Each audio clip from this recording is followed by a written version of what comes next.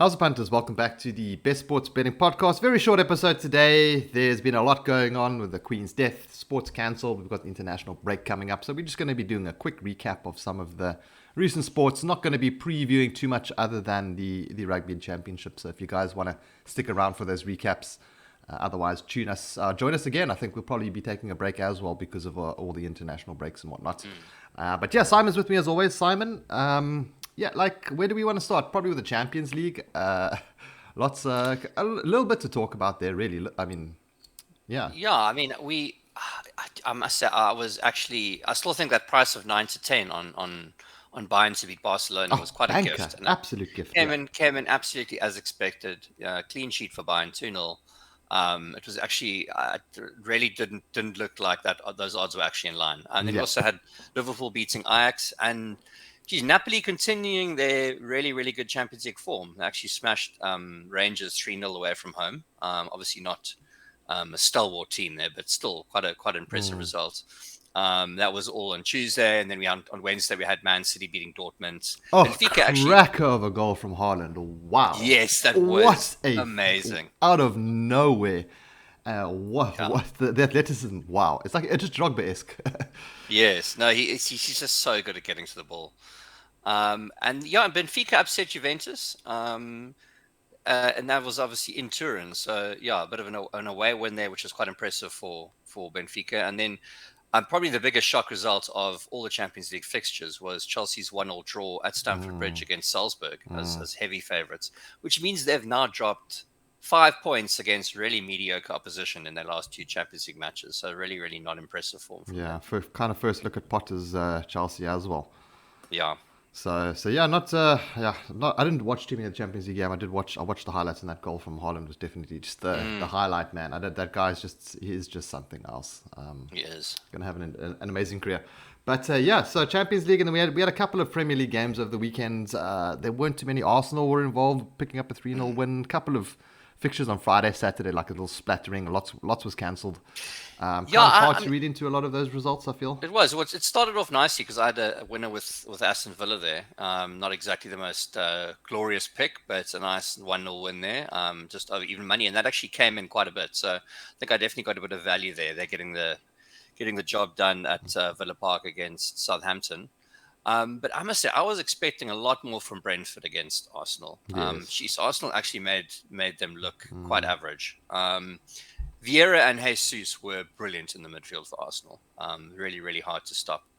I kept thinking to myself while I was watching that game, if this was the Arsenal that rocked up against Man United last week, I think they would have beaten them, no doubt about it. Because United did not have an incredible game, and they still managed to beat Arsenal. But if this kind of team rocked up against United the week before, I think they would have picked up all 3 points. And then Song scoring a hat trick against continuing to struggle Leicester. Yeah, 6 goals in that one.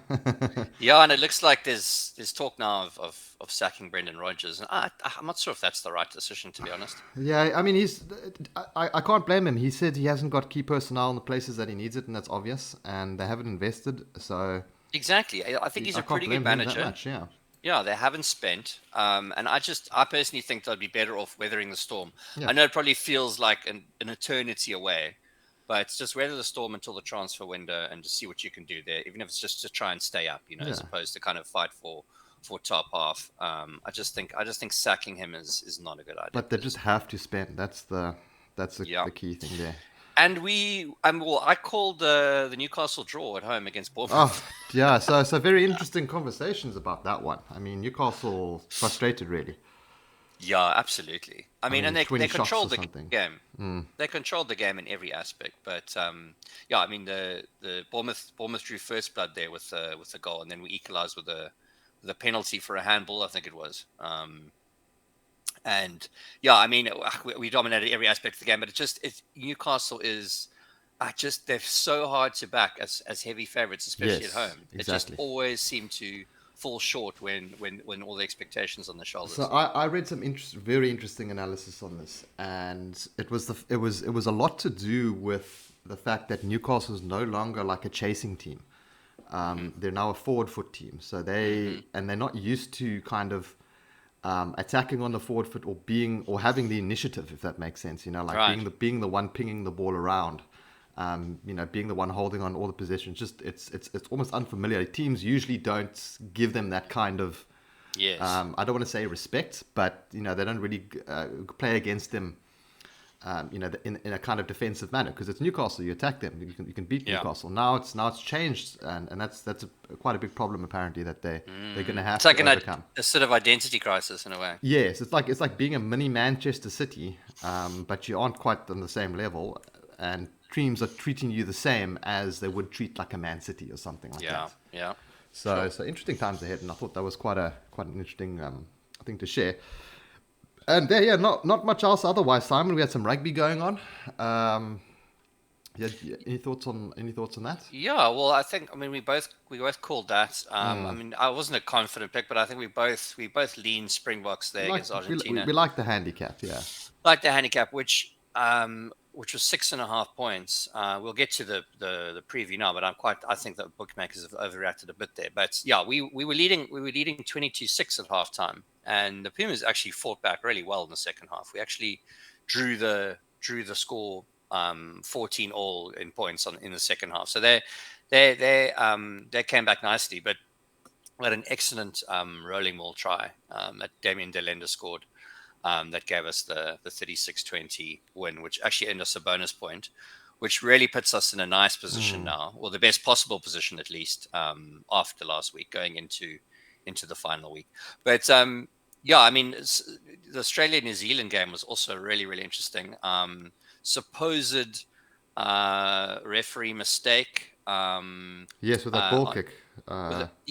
with the time wasting. But then again, I didn't see No. the game, and I saw Australia waste plenty of time when they Yes. played against us. So I watched I that clip a few times. I feel the referee, he warned him. He said, kick the ball. And yeah he warned him repeatedly. And you know what? He didn't kick the ball. He even told him, kick the ball. And then, the guy just looks at him and yeah what else can he do? I feel, it's harsh. yeah. It's harsh, but that's Uh, on the player. Unfortunately, I think it's also because of Foley's reputation. He does have this kind of reputation as being a bit cheeky and so on. So I think, yeah, look, I don't know. I wouldn't. I'm not so sure if it was unfairly penalised. I agree with you, but Mm. especially considering what that the Wallabies did, they did the same thing against us.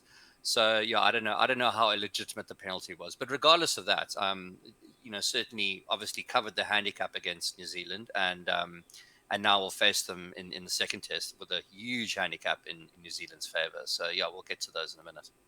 Yeah, we might as well jump right into that because we don't Mm. have any. Oh, of course, yeah. Yeah, any soccer coming up to preview. We're not taking a look at the internationals. That's a minefield. You guys can decide on yourselves. But yeah, New Zealand, Australia, New Zealand 1.09 heavy favourites there at home. Nice early game. I should be able to catch that one. The handicap's pretty big here. It's 15.5. I feel that's it's a little high, I think, for a derby match. But yeah, that's the first one. Yeah, so the way I look at this game is like all three teams that have played New Zealand, being South Africa, Australia, and Argentina, have definitely sort of exposed weaknesses in them, right? I mean, there's no doubt that this New Zealand team's not kind of so they're a lot shakier than the iterations we've seen in the past. That said, I mean they can obviously beat Australia comfortably, but I must say, I'm not seeing any appeal in backing All Blacks on a handicap that No, big. At no, the not same 15 and a time, half. No. not 15.5. At the same time, I don't know. I'm getting on this Australia in the plus. Yeah, Nah, I'll take Australia on that plus. That's just for me. It's way too high. If yeah. it loses, it But loses. I still think it's where the value is. Like it's 15.5 points is massive. It's a derby game. New Zealand are way better. I would have this as about 14, maybe 13.5. yeah, You look, you're giving me a few extra points basically. I don't like this match as much as the South Africa Argentina game from a betting perspective, but I would lean on the plus there. But yeah, let's chat about the Springboks and Yes, yes. Argentina But game. anyway, so I'm not betting that Australia game, but if that is definitely my pick. That's the only thing that stands out to me there. Yeah, Yeah, so South Africa versus Argentina. South Africa, even heavier favorites. The caps around, what, 17, 18 for this one?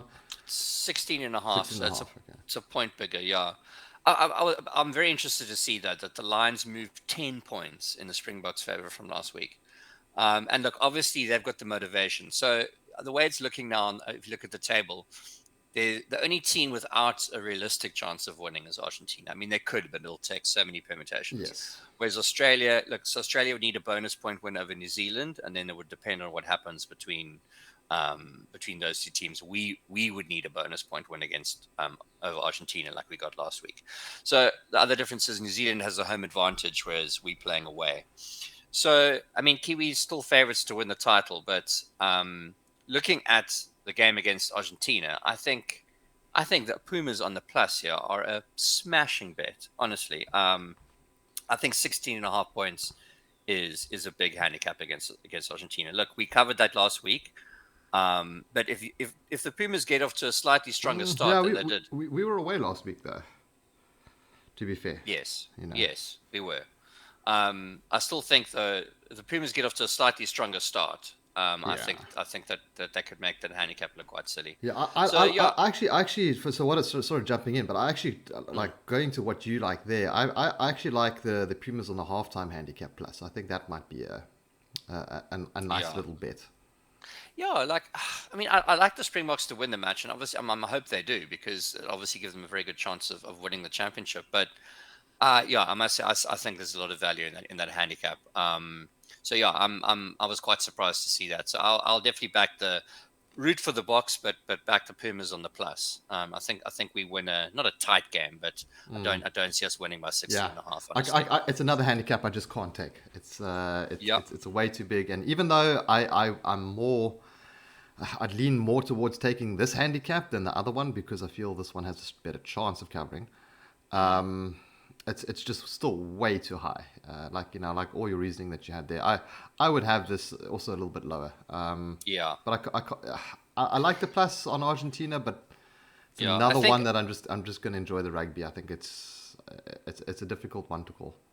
Yeah, I think just with New Zealand and South Africa having the best chances of winning the championship, that's where these lines have just kind of got Yes. slightly longer because there's supposedly more motivation. But I mean, I don't know. I find that the motivation factor in professional sports in this day and age a bit of a kind of null and Yes. void thing. I think most teams, most of the time, And play this play is as a hard as they side that's can. won the World Cup. It's a side that's Yeah, done things. It's not exactly, it's not the underdog story or something like that. So exactly. Yeah. yeah, so I don't think there's anything else coming up in the week of sports. No F1. The Russian Grand Prix was obviously cancelled because of the war with Ukraine and whatnot. And the next race is in Singapore, which takes place the Sunday after this one coming Great. Yeah. on the second, I think it is. Yeah. Yeah. So So no F1. Yeah, that's about it then. yeah, we'll probably be taking a break on the podcast. I don't see the need to do a couple podcasts just for some updates on just F1 and that kind of thing. So I think we'll be back once the week before the Premier League or the build up to Yeah. once internationals are done. But yeah, guys, thanks for tuning into the episode. Not too much going on today, but hopefully you guys enjoy the internationals, enjoy the rugby, and we'll catch you in the next one. Have a good one. Cheers.